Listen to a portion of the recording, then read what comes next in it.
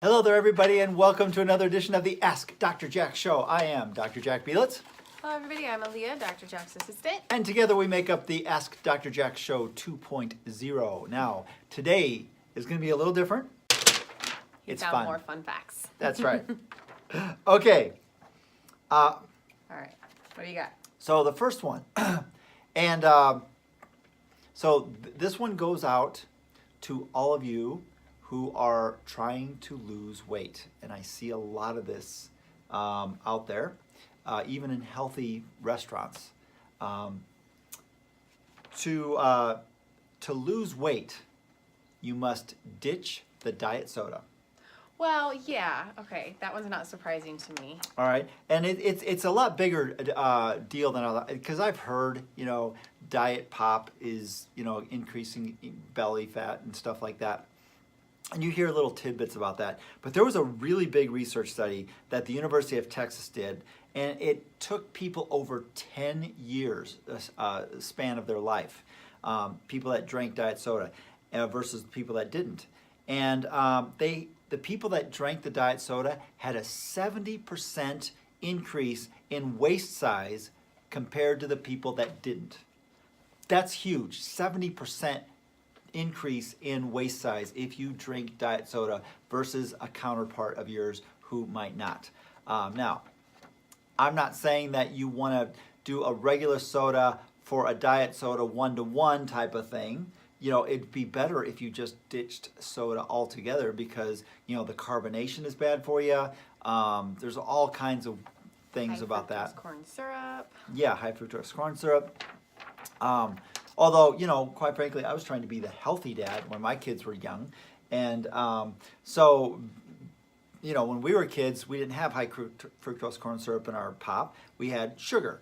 And there was a little bit of time there where, like, Pepsi came up with throwback Pepsi, where Oh, yeah. Mountain Dew did that thing. and Mountain Dew, well, it's all the Pepsi products. So yeah. So Sierra Mist, Mountain Dew, Pepsi, and they did. And you know what? It was a healthier alternative, but not exactly healthy. So, I was attempting to do this. This was in, years ago when I really didn't know as much as I do now. So,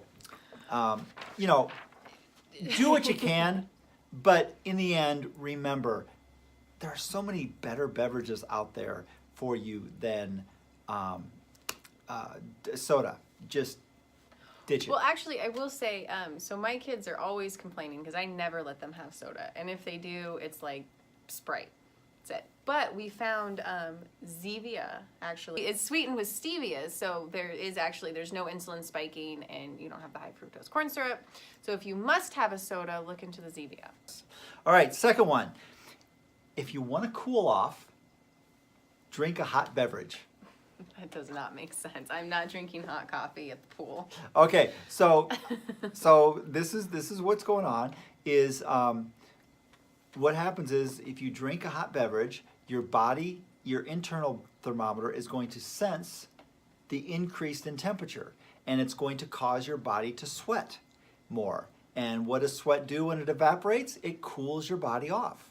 And so if you really want to cool off, then you drink a hot beverage. And sweat. Ew. Well, if you're going to be out at the pool, you're going to be sweating. Sorry. I don't That's sweat. just the way it is. But, okay, so I want to bring this back into people that play sports, whether it's your children or your adults. They usually, at halftime or a break, grab an iced drink of some sort. I don't care if it's water, Gatorade, whatever it is. Even if it's iced water, it's not as good for you as room temperature water, because the ice can cause all kinds of constriction in the intestines, and it can cause blood to go kind of crazy places. If you want to maintain a high level of performance during an athletic event, drink room temperature water. Also, your cold water runs through your body faster, so you pee more when you drink super cold water. There you go. All right. So, when you're tired, exercise.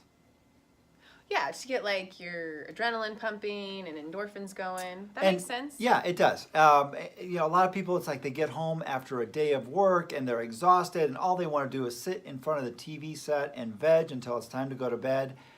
I'm going to encourage you, if you have to, before you even walk in the house, walk around the block.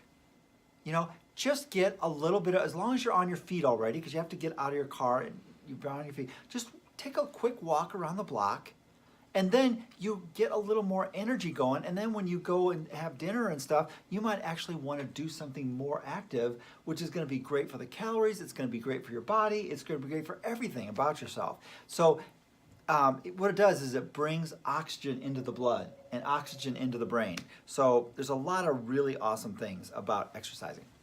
All right, what's next? Okay, so here is a really awesome one for your kids. Okay, because they're of school age.